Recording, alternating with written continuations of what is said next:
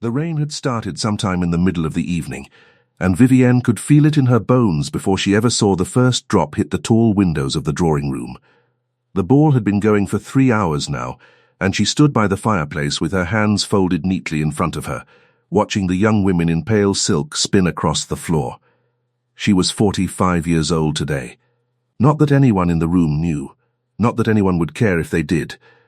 The candles smelled of beeswax and something sweeter, and the smell mixed with the perfume of the dancers and the wet wool of the men who had come in from the storm. Her feet ached inside her slippers. The stone floor beneath the thin rug was cold, and she could feel the cold rising up through her shoes and into her legs. She had come tonight because her cousin Petra had begged her. Petra was 22 and thought that 45 was the end of the world, and Petra had said, quite kindly, that Vivienne should not sit at home on her birthday and grow old in silence. So Vivienne had come. She had put on the grey silk dress that had been her mother's, and she had let the maid pin her hair up with the pearl combs. And she had ridden in the carriage through the wet streets of London to this house that belonged to a woman she barely knew, and now she stood by the fire and watched the world spin without her. The truth was, she had buried her last hope for love earlier that same afternoon. Not a person. A letter. A letter that had been in her writing desk for 11 years. From a man named Crispin, who had gone to sea and never come back. She had kept it because keeping it had felt like keeping him. But that morning she had taken it out, and she had read it one more time, and then she had walked to the kitchen fire, and she had held it over the flames until the corner caught. She had watched his handwriting curl and darken and turn to ash. She had felt nothing, and then she had felt everything, and then she had made herself a cup of tea, and she had gone about her day. That was the end of it. 45 years old, and the last small candle she had been keeping lit for a life she was never going to have, she had blown out with her own breath. The music changed. A quadrille. The couples reformed in their neat little squares. Vivienne reached down and adjusted her left glove at the wrist, smoothing the seam, tugging it just so. She had done this 1,000 times in 1,000 rooms. It was the small thing her hands did when they had nothing else to do. Her mother had taught her, a long time ago, that a woman who was not being spoken to should never look like she was waiting to be spoken to. Adjust your glove. Look at the ceiling. Read a page of a book. Anything but stand there with your hands empty and your face open. She had learned the lesson well. The room grew warmer. Someone had thrown another log on the fire, and the flames snapped and hissed. She could hear the low sound of men's laughter from the card room down the hall, and the higher sound of a girl's voice complaining about her ribbon. She could smell the wet smoke that came down the chimney when the wind changed, and she could smell the roasted apples that were sitting on a silver tray on the far table. She had eaten nothing all evening. She was not hungry. She was tired, and the tired had gone all the way down into her bones, and she thought that if she could just stand here, quietly, for another hour, she might slip out without anyone noticing, and go home and sleep.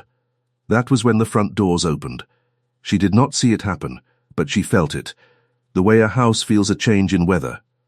The music did not stop, but the pitch of the room shifted, voices lowered by half, heads turned. The hostess of the ball, a small round woman named Mrs. Marchbank, went hurrying across the floor with her hands held out in front of her, as if she were about to catch something falling. The Duke had arrived. Vivienne did not turn. She kept her eyes on the fire. She had heard about him, of course. Everyone had. His name was Alistair, and he was the Duke of Wren, and he had come back to London 2 months ago after nearly a decade abroad. He was said to be 48 years old, unmarried, and rich beyond any reasonable telling. He was also said to be difficult. Cold, not cruel from what she had heard, but not kind either. A man who did not smile easily, and who did not pretend. Every young woman in London with a father who had ambition had been trying to put herself in his path since the day he stepped off the ship. And here he was, on a wet Tuesday night, at Mrs. Marchbank's ball, which was not, she thought, a ball he needed to attend. She heard his boots on the wood floor before she saw him. Slow, even steps. A man who did not hurry. She heard Mrs. Marchbank say his name too loudly, and she heard him answer with something short and low. And then she heard the room take a breath, all together, the way a room does when a large animal has walked into it, and everyone is trying to decide whether to run. She kept adjusting her glove. From the corner of her eye she saw him then, at last, because he had stopped near the middle of the room, and she could not help but see. He was tall, but not the kind of tall that made a room. He was broad through the shoulders, and he stood the way a soldier stands, not stiff but ready. His hair was dark with a great deal of grey in it, pulled back plainly. He wore no jewels, his coat was dark blue, well cut but not new, and his boots were the boots of a man who used them. His face was not handsome. That was the thing that struck her most, in that first quiet look. His face was not handsome the way the young men in the room were handsome. His face was made of harder stuff, older stuff, a long nose that had been broken once, a mouth that did not lift at the corners, eyes that were, from this distance, only dark. He was looking at the room, not at any one person, at the whole of it, taking it in the way a man takes in a field he is thinking of buying. Mrs. Marchbank was still talking at him, and he was not really listening. A young woman in white had positioned herself just behind Mrs. Marchbank's left shoulder, and Vivienne saw the girl's mother, further off, watching her daughter the way a hawk watches a rabbit. Two more girls stood along the wall to his right, pretending to speak to each other, but angled toward him. He did not look at any of them. He looked at Vivienne. She did not know it at first, because she had gone back to studying the fire, and she was not the kind of woman who assumed a man was looking at her. But there was a small stillness in the air, a small pull, and she raised her eyes without thinking, and there he was across the room, looking straight at her. She looked back. She did not know what else to do. She did not smile. She did not lower her lashes. She simply looked at him, because he was looking at her, and it seemed dishonest to pretend she had not noticed. His eyes were brown, she saw now. Not dark. Brown, with something warmer in them than she had expected. He did not look away. Neither did she. The moment stretched. Someone laughed across the room. A servant carried a tray past them, and she could smell the sharp, warm smell of the mulled wine on the tray. Her heart, she noticed, was beating a little faster than it had been before. She did not want that. She had buried her last hope this morning. She had made herself a cup of tea. She had decided. This was not, she told herself, a thing that was going to happen to her. He moved. He stepped away from Mrs. Marchbank, who was still speaking, and he walked across the floor toward the fireplace where Vivienne stood. He did not go around the dancing couples. He walked through them, and they parted for him without seeming to notice they were parting. He passed the young woman in white without looking at her. He passed the two girls by the wall without looking at them. He walked to the fireplace, and he stopped in front of Vivienne, and he inclined his head to her, just slightly, and he said, in a voice that was quieter than she had expected, "Miss Ashcombe." She had not told anyone her name that evening. She had been introduced to no one. She had come in behind Petra and gone straight to the fire. She looked up at him. He was quite a bit taller than she was. She had to lift her chin. "You have me at a disadvantage, sir," she said. "I do not think we have met." "We have not," he said. "Then how do you know my name?" He did not answer at once. He looked at her for another long moment, and there was nothing rude in the look, but there was nothing polite about it either. It was the look of a man who was thinking about what he was going to say. Then he said, "Your father was Andrew Ashcombe. Yes, he was kind to me once, when I was a boy of 14, and no one else was." She had not been expecting that. She had been expecting flattery, or a joke, or one of the little empty phrases men used when they came up to a woman in a room. She had not been expecting her father. Her father had been dead for 6 years. "I am sorry, sir," she said, and her voice was steady, which she was proud of. "I do not remember him ever speaking of a boy of 14. He would not have," the Duke said. "He was that sort of man." She said nothing. She did not know what to say. He kept looking at her. "Forgive me," he said. "I have made you uneasy. That was not my intention." He glanced at the fire, and then back at her, and then he said, quite plainly, "You are the only person in this room who is not pretending. I wish to speak to you. I did not know how else to begin." She let out a small breath. Not quite a laugh. That is a very odd thing to say to a stranger, Your Grace. It is. You might have started with the weather. I might have. Why did you not? He considered this. Because you would have known I was lying. She looked at him. She looked at him for a long time. Her heart was beating a little faster still, and she did not like it, and she could not stop it.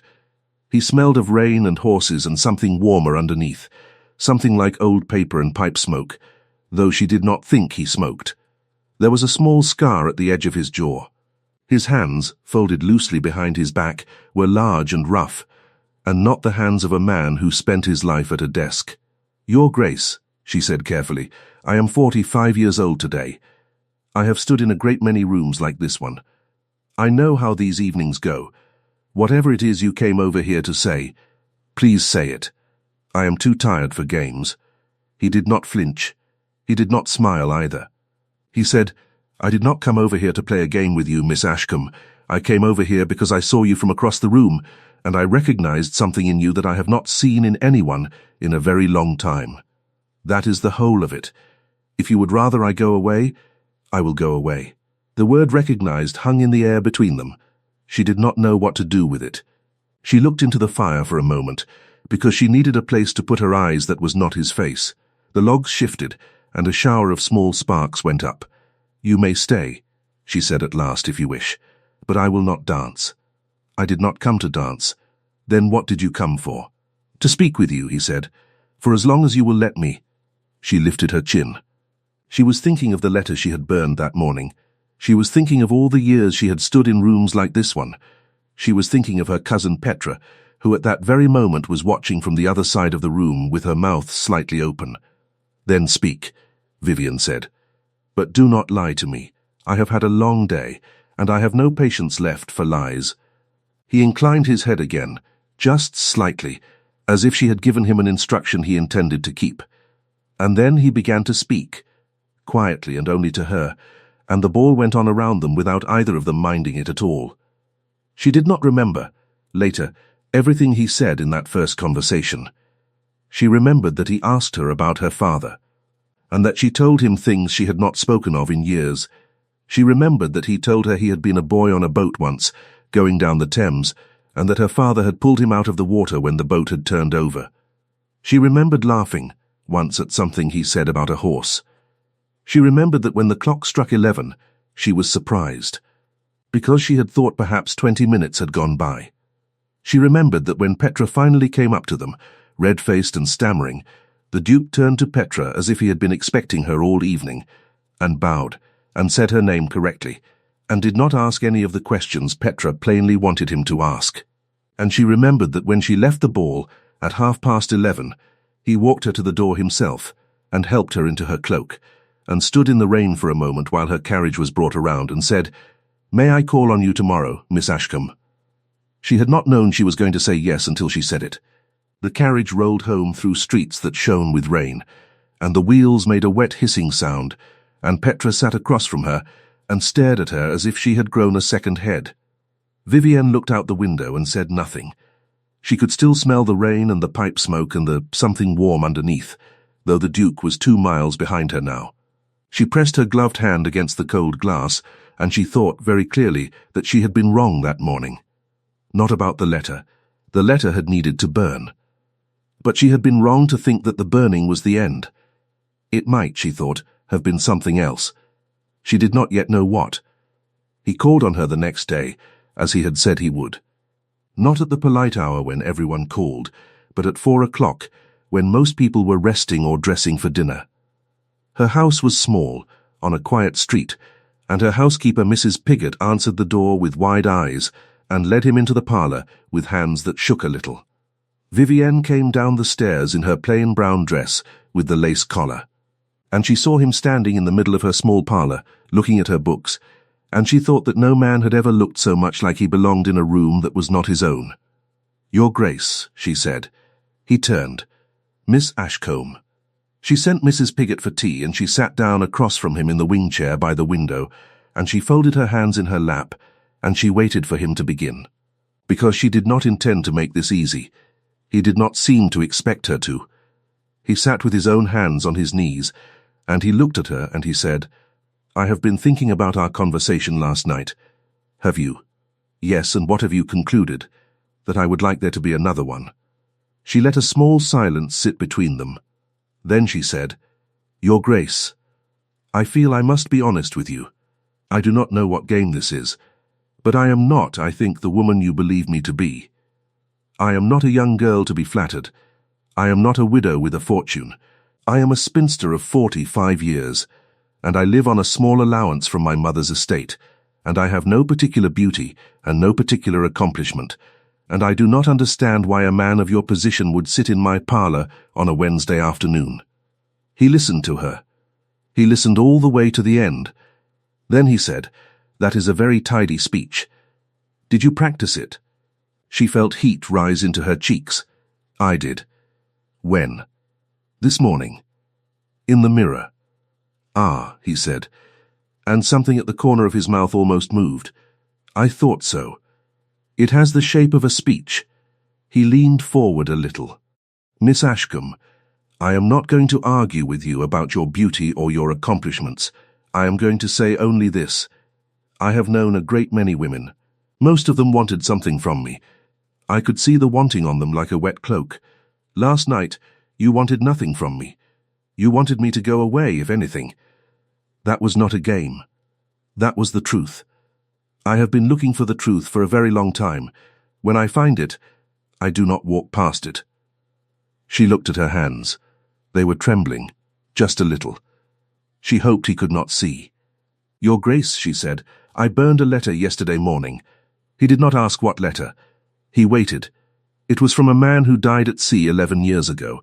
I had kept it because keeping it felt like keeping him. But yesterday morning I decided I was too old to keep it anymore.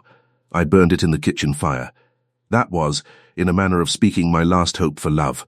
Or so I told myself. It was buried yesterday morning at 10 o'clock. I would like you to understand that before we go any further. He was quiet. Then he said, May I ask his name? Crispin, was he a good man? He was a very good man. The Duke nodded, slowly. Then he said, I am not here to replace him, Miss Ashcombe.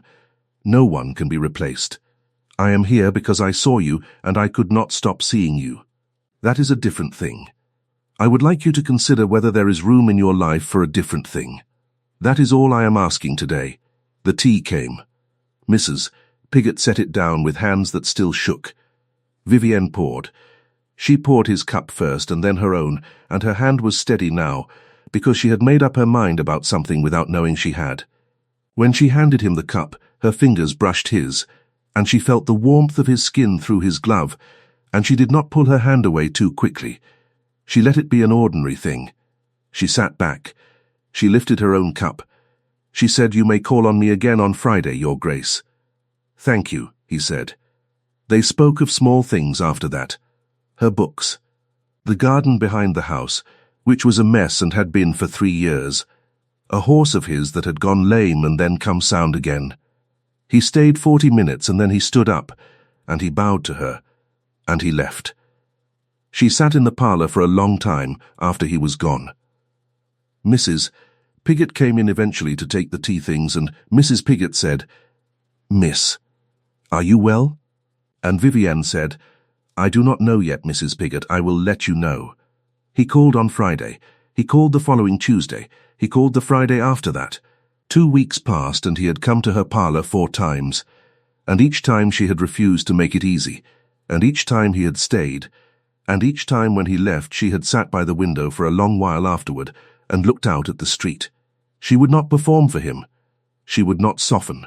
She would not laugh at things that were not funny, or agree with things she did not agree with, or pretend an interest in matters that did not interest her. And he seemed, in some strange way, to prefer this. Every time she disagreed with him, something in his shoulders eased. Every time she said, I think you are wrong about that, Your Grace, he leaned forward a little instead of back. On the 4th visit, they spoke of her cousin Petra. Petra had begun to be difficult, in the small mean way that Petra could be difficult. Petra had called yesterday afternoon and had sat in this same chair and had said, Cousin, you must know that everyone is talking. He cannot be serious about you. A man like that. It is not a kindness he is doing. He will grow tired and he will go, and you will be worse off than before. Because before at least you had your dignity. Petra had said this while eating a biscuit.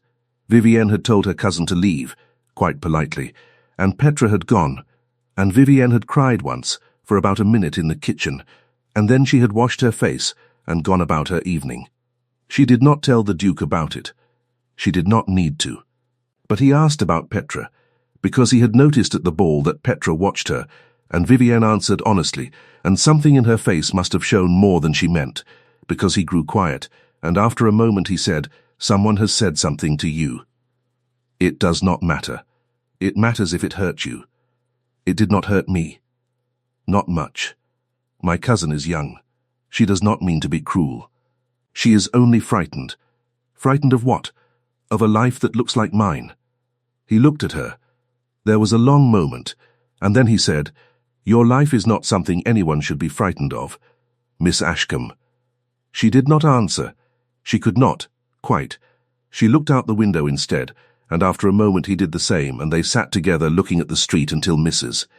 Piggott came in with fresh tea.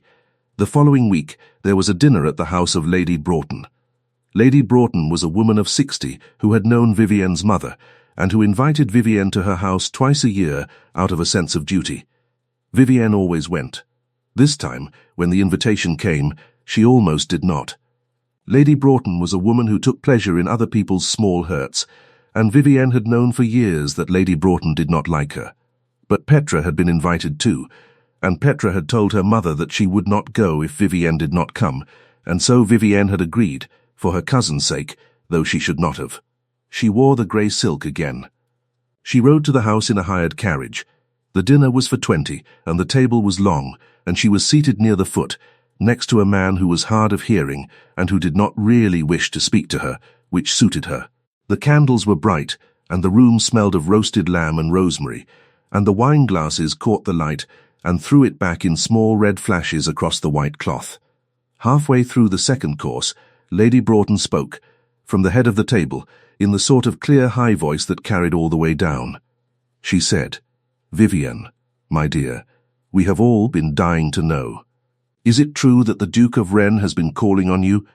The table went a little quiet, not fully, but the small conversations dropped by half, and heads turned, and Vivienne felt every eye come to her at the same time. Petra, who was seated further up the table, went white. Vivienne set down her fork. She did not look at Petra. She looked at Lady Broughton. She said, in a voice that was even and clear, "He has called, yes." "How very interesting," said Lady Broughton.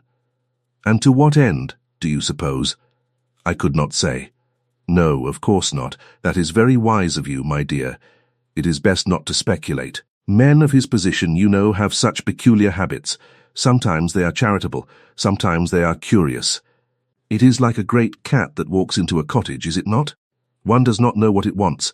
One simply hopes it does not knock over the china." There was a small laugh from someone down the table. Not everyone. But enough. Vivienne felt her face grow warm. She lifted her wine glass, slowly, and she took a small sip, and she set the glass back down. Her hand was steady. She was proud of that. "Lady Broughton," she said, "I am afraid I do not follow your meaning."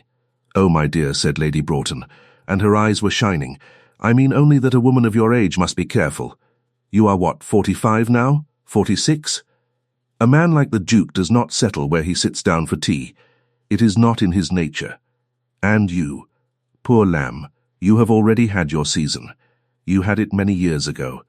It would be a terrible thing to have your heart broken now, when you have made such a peaceful life for yourself.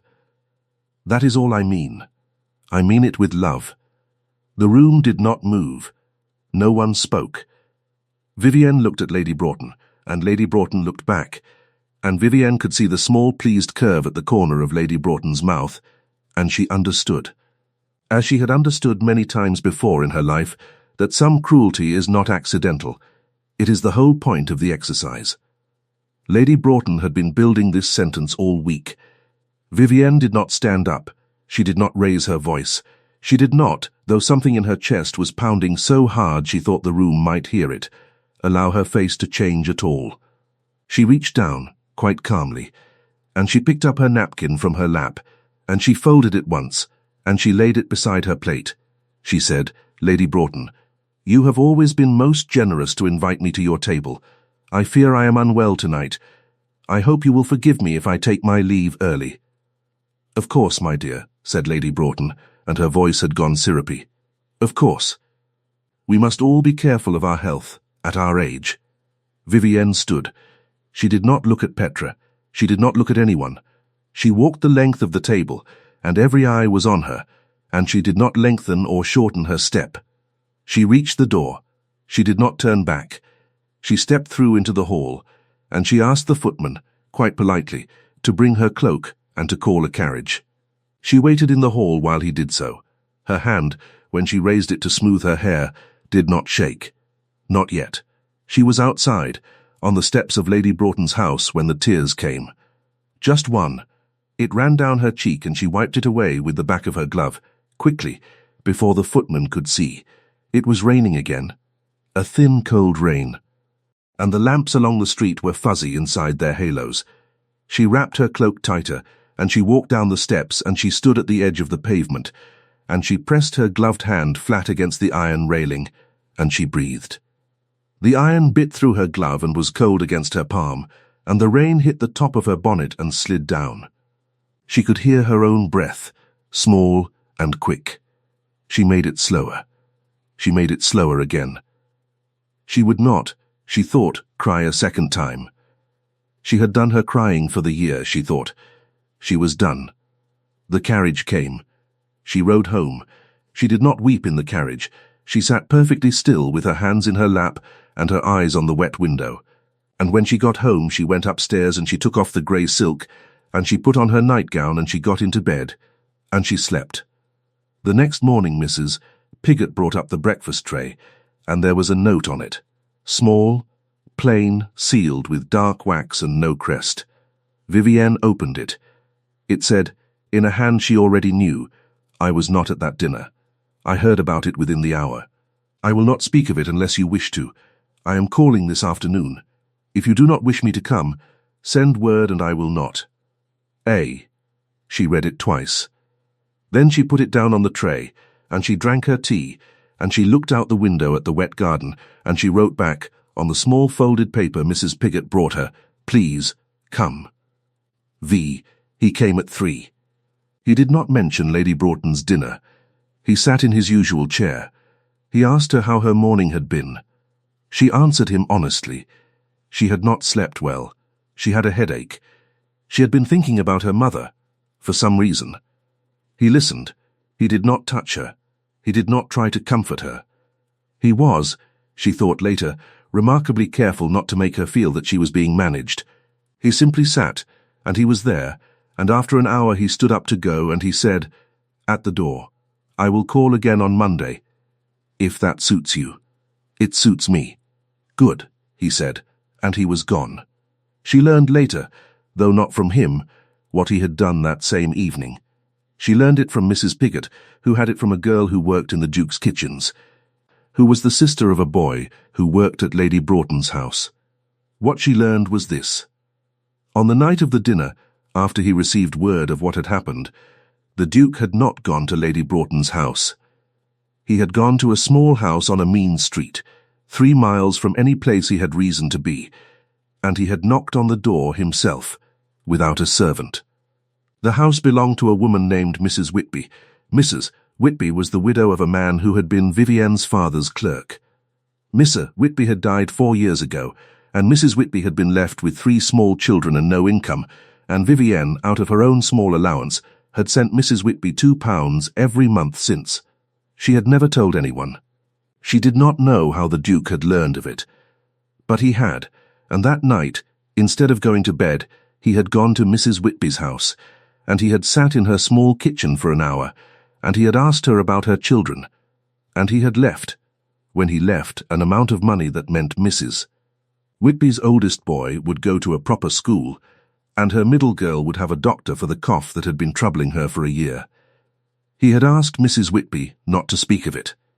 Mrs. Whitby had spoken of it only to her cousin, who was the girl who worked in the Duke's kitchens, who was the sister of the boy at Lady Broughton's, who told Mrs. Piggott, who told Vivienne. Vivienne heard the story on a Sunday afternoon while she was writing a letter at her desk. Mrs. Piggott brought it to her the way Mrs. Piggott brought most news, sideways, as if she were only mentioning something in passing. Vivienne set down her pen. She listened all the way through. She said, "Mrs. Piggott, are you certain?" And Mrs. Piggott said, "As certain as I am of my own name, miss. Alice would not lie about a thing like that." Vivienne sat at her desk for a long time after Mrs. Piggott went out. The clock in the hall ticked. A carriage passed in the street. She did not move. She looked at her hand resting on the paper. She thought of him sitting in Mrs. Whitby's kitchen, a man who could have sent any number of servants, sitting on a wooden chair in a room that smelled of cabbage and coal smoke, listening to a widow talk about her children. He had not told her. He had not meant her to know. He had done it because it needed doing, and because he knew, in the way he seemed to know so many things, that she had been doing what she could out of her small allowance, and that she was tired, and that Mrs. Whitby's children were more than she could carry alone. She put her face in her hands. She sat like that for a long time. She did not cry. But something in her, some old locked thing, opened up a little. When he came to call on Monday, she did not mention Mrs. Whitby, not then. She let him drink his tea, and she let him speak of his week, and she watched him. She watched him for the whole visit, and by the time he stood to go, she thought that she had never in her life looked at any person as carefully as she looked at him that afternoon. At the door, as he was putting on his gloves, she said, "Your Grace." He looked up. "I know about Mrs. Whitby." He went very still. Then he said, "Ah, you did not want me to know." "No, why?" He was quiet. He finished pulling on his glove. Then he said, "Because if you knew, you would think I was doing it for you. I was not doing it for you. I was doing it for her. But you knew of her because of me. Yes, that is doing it for me." "In part." He inclined his head. "In part." She stepped closer to him, not far. Half a step. Close enough that she had to tilt her head a little to see his face. She said, quietly, "Thank you." He looked at her. His face did not move, but his eyes, she thought, did something. She could not have named it. She only knew that it was the first time she had seen him look at her the way she thought a man might look at a woman he did not intend to let go of. He said, "You are welcome, Miss Ashcombe." And then he opened the door, and he went out into the wet afternoon, and she stood in the hall and watched him go. 6 weeks had passed since the night at Mrs. Marchbank's ball. It was the middle of March now, and the crocuses were up in the small square across the street from her house. On the 22nd of March, a Wednesday, at 10 o'clock in the morning, there was a knock at her door. Mrs. Piggott answered. It was not the Duke. It was a footman in dark blue livery, with a letter which he handed to Mrs. Piggott with a bow, and which Mrs. Piggott carried up to Vivienne in the small back sitting-room where she liked to sew. Vivienne opened the letter. It was on the Duke's stationery, in his hand. It said only, "Would you do me the honour of walking with me in the park at 3 o'clock this afternoon? I will come to your door." She wrote back yes. At 3, he came. He did not come in. He waited in his carriage at the curb, and Mrs. Piggott helped Vivienne into her cloak, and Vivienne walked out to the carriage. And the Duke got out and handed her up himself. It was a fine day, cold but clear. The sky was a pale blue, and there were still bits of ice in the corners of the flagstones. His carriage was plain, dark, well made. It smelled of leather and of the horses that pulled it. He sat across from her, and he asked her whether she was warm enough, and she said she was. And they did not speak much on the ride to the park. He handed her down at the gates. He offered her his arm. She took it. His arm was solid under her hand, and she could feel the strength of it through the sleeve of his coat. They began to walk. The path was quiet. There were a few other walkers, some way ahead of them and behind, but no one close. The bare trees creaked in the small wind. A crow called from somewhere above them. She could smell wet earth and horse, and the cold, clean smell of the air. He was silent for a long time. Then he stopped walking. They were on a bend in the path, near a small stone bench, that was too cold to sit on. He turned to face her. He took her hand, both of her hands in his. He did not kneel. He looked her straight in the face. "Miss Ashcombe," he said, "Vivienne, I have been thinking for weeks about the correct way to do this, and I have decided there is no correct way. So I am going to be plain." She did not speak. She could not. Quite. Her heart was in her ears. "I am 48 years old," he said. "I have not asked any woman to marry me before. I did not think I would. I thought I was past the age when that was possible.